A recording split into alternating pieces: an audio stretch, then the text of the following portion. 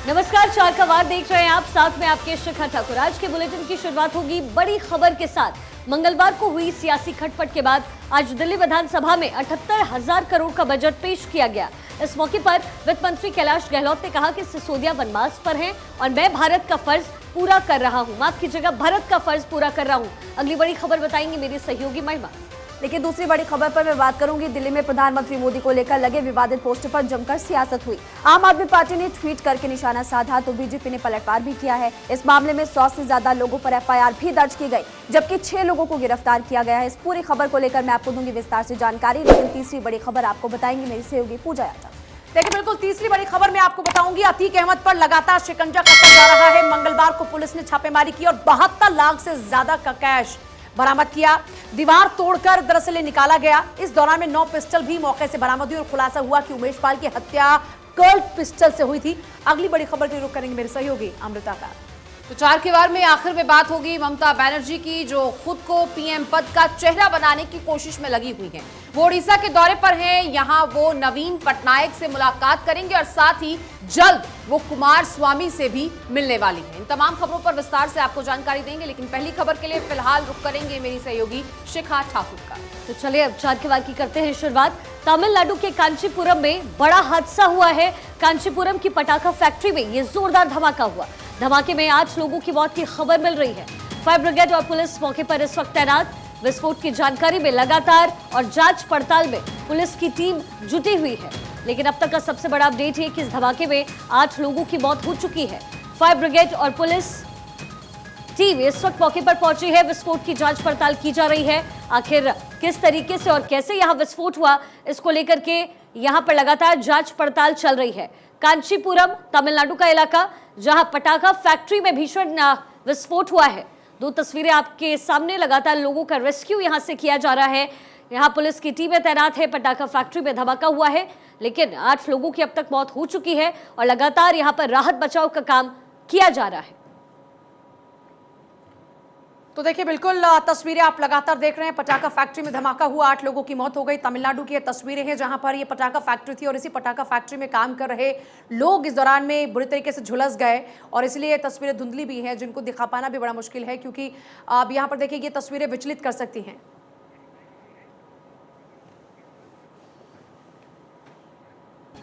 और उधर दिल्ली में पीएम मोदी के खिलाफ विवादित पोस्टर लगाए गए और इसे लेकर अब सियासी हंगामा छिड़ गया है। पोस्टर से भरी वैन आम आदमी पार्टी के दफ्तर से निकलते हुए पकड़ी गई और इस पूरे मामले में 100 से ज्यादा लोगों के खिलाफ एफआईआर दर्ज हो चुकी है। 6 लोगों को गिरफ्तार किया जा चुका है और क्या कुछ हुआ है इस रिपोर्ट के जरिए आपको दिखाते हैं।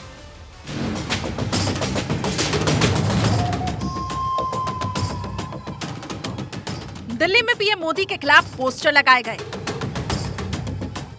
इन पोस्टर्स में मोदी हटाओ देश बचाओ लिखा हुआ था। इसे लेकर पुलिस ने 100 एफआईआर दर्ज की है, साथ ही 6 लोगों को गिरफ्तार किया है। वहीं आम आदमी पार्टी के ऑफिस से निकलती हुई एक वैन से भी पोस्टर जब्त किए गए। तो इस मामले को लेकर आम आदमी पार्टी ने ट्वीट करते हुए पूछा कि ऐसा क्या है इस पोस्टर में जो मोदी जी ने 100 एफआईआर करवा दी। देखिए, पहली बात यह है कि पुलिस ने पोस्टर लगाने पर अभी खबर आई है कि एफआईआर किया है। कह रही है आपत्तिजनक पोस्टर है। मोदी हटाओ और देश बचाओ का नारा आम आदमी पार्टी अगर दे रही है तो इसमें आपत्तिजनक क्या है? इसको लेकर के कल आम आदमी पार्टी जंतर मंतर पे बड़ी जनसभा करने जा रही है, जिसे दिल्ली के मुख्यमंत्री श्री अरविंद केजरीवाल जी और पंजाब के मुख्यमंत्री भगवंत मान जी, आम आदमी पार्टी के सभी वरिष्ठ नेता और कार्यकर्ता कल जंतर मंतर पर इकट्ठा होंगे और वहां से मोदी हटाओ देश बचाओ का नारा पूरे देश में गूंजेगा। पोस्टर मामले में 6 लोग गिरफ्तार। पप्पू मेहता नाम का शख्स पोस्टर लगाते हुए पकड़ा गया। पप्पू के पास मिले पोस्टर्स के 38 बंडल। पकड़े गए लोगों ने बताया 50,000 पोस्टर का ऑर्डर था।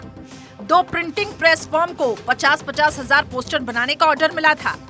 प्रिंटिंग प्रेस के एक मालिक भी गिरफ्तार। 17 मार्च को पोस्टर छापने का ऑर्डर मिला था। 19 मार्च की रात अलग अलग लोगों को चिपकाने के लिए दिए गए। पोस्टर चिपकाने का काम 20 मार्च की सुबह तक चला। वहीं पोस्टर मामले को लेकर सियासत भी तेज हो गई है। आम आदमी पार्टी से लेकर गुरुवार को जंतर मंतर पर प्रदर्शन करेगी, तो बीजेपी भी हमलावर है। फिलहाल इन पोस्टर्स को हटा दिया गया है। एक तो चोरी, ऊपर से सीना जोरी, कुछ यही आलम आम आदमी पार्टी का है। आप एक पोस्टर लगवाते हो बिना नाम के, और जब एफआईआर होती है तो आप चिल्लाना शुरू कर देते हो कि देश के अंदर लोकतंत्र नहीं है। कानून अपना काम कर रहा है अरविंद केजरीवाल जी, और कानून के तहत पोस्टर जब आप लगाते हो आपको लगाने का अधिकार है, लेकिन उस पोस्टर के अंदर किसने लगवाया उसका नाम होना चाहिए, निवेदक जो है उसका नाम होना चाहिए। पोस्टर जिसने छापा है, प्रिंटर का नाम, उसका नाम होना चाहिए, और कितनी क्वांटिटी में छापा है वो क्वांटिटी का उल्लेख होना चाहिए। ये कानून कहता है, लेकिन कानून तो आप मानते नहीं, इसलिए आपने पोस्टर लगवा दिया। अगर हिम्मत है ना तो पोस्टर में अपना नाम लिखो और बताओ जनता को कि आम आदमी पार्टी पोस्टर लगा रही है और नरेंद्र मोदी को गाली दे रही है, क्योंकि आपको मालूम है अगर आप मोदी जी को गाली देंगे तो आप जनता इसको बर्दाश्त नहीं करेगी, इसलिए आपने नाम ही नहीं डाला। जिस प्रकार से चरित्र उजागर हुआ है तो वो एक तरीके से आज वो छटपटा रहे हैं, और उनके जितने भी शीर्ष नेता हैं लगभग जेल में हैं, और अरविंद केजरीवाल तक भी जांच की आंच पहुंच रही है, तो सभी लोग जान रहे हैं। तो निश्चित रूप से आज जो जिस प्रकार से एक्सपोज हुए हैं उसी के लेकर कहीं ना कहीं खलबली है, और उसी को लेकर इस प्रकार के जिस प्रकार से आपने देखा कि किस प्रकार से भद्दी भाषा केजरीवाल और अन्य लोगों के द्वारा माननीय प्रधानमंत्री जी के लिए बोली जा रही है, तो कोई बड़ी बात नहीं होगी अगर यही लोग इसमें शामिल होंगे। तो पोस्टर में यह बात लिखी गई है कि मोदी अडानी भाई भाई, मोदी हटाओ देश बचाओ। जो जानकारी मुझे मिली है इसके ऊपर गिरफ्तारी करना मेरे समझ में की बात समझ से दूर है मेरी बात। ऐसा ही मामला 2 साल पहले भी सामने आया, जब दिल्ली में कोविड वैक्सीनेशन ड्राइव के दौरान मोदी की आलोचना करने वाले पोस्टर लगाए गए थे। तब दिल्ली पुलिस ने 30 लोगों को गिरफ्तार किया था, तो वहीं 25 एफआईआर भी दर्ज की गई थी। Bureau report, Bharat 24। और इसी बीच दिल्ली विधानसभा में वित्त मंत्री कैलाश गहलोत ने 78,000 करोड़ का बजट पेश किया। इस मौके पर उन्होंने कहा कि सिसोदिया वनवास पर हैं और मैं भारत की तरह कर्तव्य का पालन कर रहा हूं। इस रिपोर्ट के जरिए दिखाते हैं।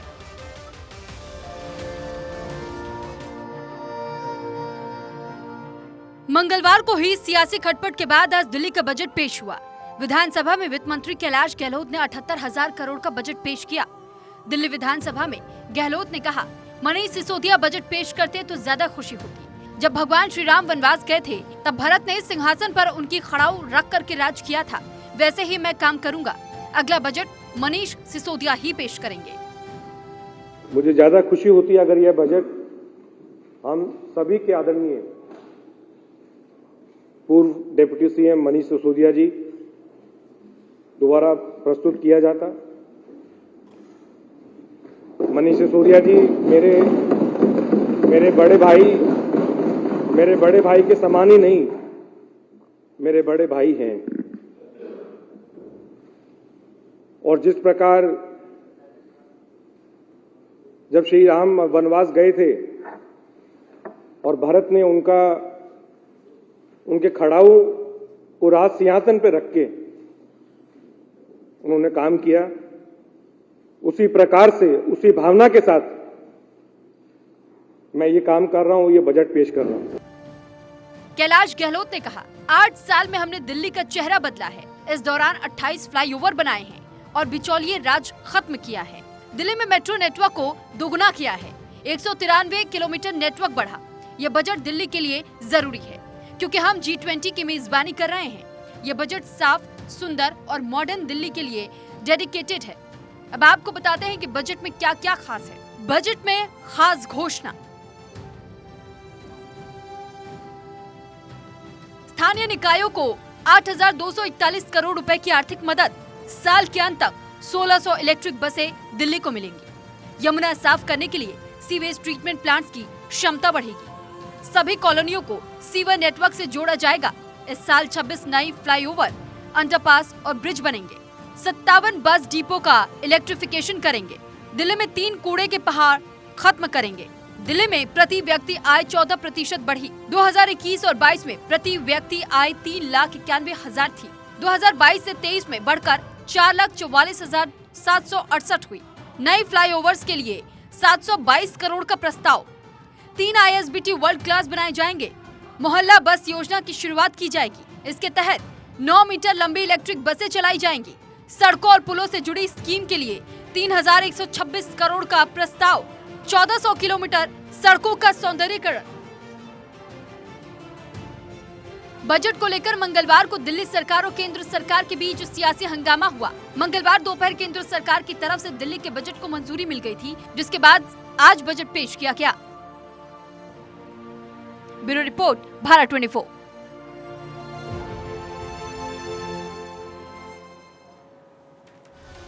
तो आपको बता दें कि कानपुर के करौली गांव में अपना दरबार लगाने वाले करौली सरकार मुश्किलों में घिरती हुई नजर आ रही है। इस आश्रम के बाबा करौली सरकार का असली नाम संतोष सिंह भदौरिया है। बाबा पर नोएडा के रहने वाले डॉक्टर सिद्धार्थ ने FIR दर्ज करवाई है। सिद्धार्थ ने बाबा पर आरोप लगाया कि वो करौली आश्रम में आया था। उसने बाबा से कहा था कि उस पर चमत्कार का कोई असर नहीं हुआ। इतना सुनते ही बाबा भड़क गए और अपने गुंडों से पिटाई करवा दी और आश्रम से भगा भी दिया। इस मामले में कानपुर के बिदनू थाने में करौली सरकार संतोष सिंह भदौरिया और उनके समर्थकों पर FIR दर्ज करवाई गई है। नोएडा निवासी डॉक्टर सिद्धार्थ चौधरी ने करौली बाबा, जो पुरिया चौकी अंतर्गत थाना बिदनू के आता है, करौली बाबा और उनके समर्थकों के द्वारा उनके साथ मारपीट, गाली गलौज का आरोप लगाया है। उसमें अभियोग पंजीकृत किया गया है। विवेचना की जा रही, जो भी तथ्य प्रकाश आएंगे उसी आधार पर आगे की कार्रवाई की जाएगी। प्रयागराज में 24 फरवरी को हुई उमेश पाल की हत्या के मामले में चौंकाने वाला खुलासा हुआ। गिरफ्त में आए आरोपियों से पूछताछ से पता चला है कि उमेश पाल की हत्या कोल्ड पिस्टल से की गई थी। हत्या के 2 हफ्ते पहले से ही उमेश की रैकी भी की गई। साजिश को लेकर असद ने शूटर्स के साथ बैठक की थी। पुलिस ने अतीक के दफ्तर पर छापेमारी कर 72 लाख से ज्यादा का कैश और 9 पिस्टल भी बरामद की है और 5 आरोपी को गिरफ्तार भी किया गया। मामले पर देखिए पूरी रिपोर्ट।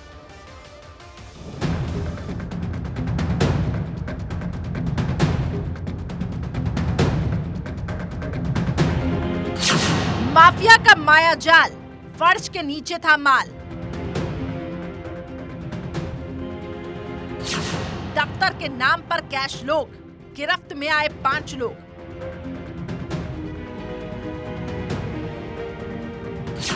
$72 लाख से ज्यादा कैश, 9 पिस्टल जब्त।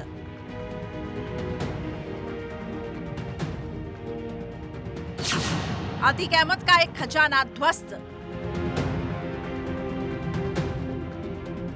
प्रयागराज के चकिया इलाके में पूर्व सांसद अतीक अहमद का दफ्तर था। सितंबर 2020 में पीडीए ने यहां ध्वस्तीकरण किया था। 5 बुलडोजर से दफ्तर के अगले हिस्से को जमींदोज कर दिया गया था, लेकिन पिछले हिस्से को छोड़ दिया गया था। उसी पिछले हिस्से में दफ्तर चल रहा था। पुलिस ने छापेमारी करके अतीक के 5 गुर्गों को गिरफ्तार कर लिया और उनकी निशानदेही पर दीवारों और फर्श को तोड़कर 72,37,000 रुपए, 9 पिस्टल और एक कट्टा बरामद किया। जिन लोगों को गिरफ्तार किया गया वो अतीक के लिए काम करते थे और शूटर्स के संपर्क में थे। साथ ही इनको भी उमेश पाल हत्याकांड की जानकारी थी। नियाज अहमद जो है, उसको असद ने फोन पर इंटरनेट के माध्यम से अभियुक्त अतीक और अभियुक्त अशरफ से बात करवाई थी। नियाज को रेकी का काम सौंपा गया था। नियाज को कचहरी से श्री उमेश पाल और गनर्स का घर तक पीछा करने की रेकी का काम दिया गया था। जिनको पकड़ा गया उनमें नियाज अहमद, उमेश पाल हत्याकांड से पहले रेकी की। मोहम्मद सजर, असद ने सजर को आईफोन दिया था। उमेश की लोकेशन सजर ने असद को दी। कैश अहमद, 16 साल से अतीक का ड्राइवर। अरशद कटरा, हत्याकांड की साजिश में शामिल। राकेश कुमार, 19 साल से अतीक के साथ, असले छिपाने का मास्टरमाइंड। वहीं शूटर्स की तलाश में पुलिस और एसटीएफ की छापेमारी 13 राज्यों और 3 देशों में चल रही है। 22 टीमें इस सर्चिंग ऑपरेशन में काम कर रही है। Bureau report, Bharat 24। तो एक तरफ 2024 को लेकर विपक्षी एकजुटता जोर पकड़ रही है, इसकी चर्चाएं हो रही हैं। दूसरी तरफ ममता बनर्जी कांग्रेस और बीजेपी से दूरी बनाते हुए तीसरा मोर्चा बनाने की तैयारी में है। ममता ओडिशा के दौरे पर है, जहां वो सीएम नवीन पटनायक से मुलाकात करेंगे और जल्द ही वो कुमार स्वामी से भी मिल सकती है। ये रिपोर्ट देखिए।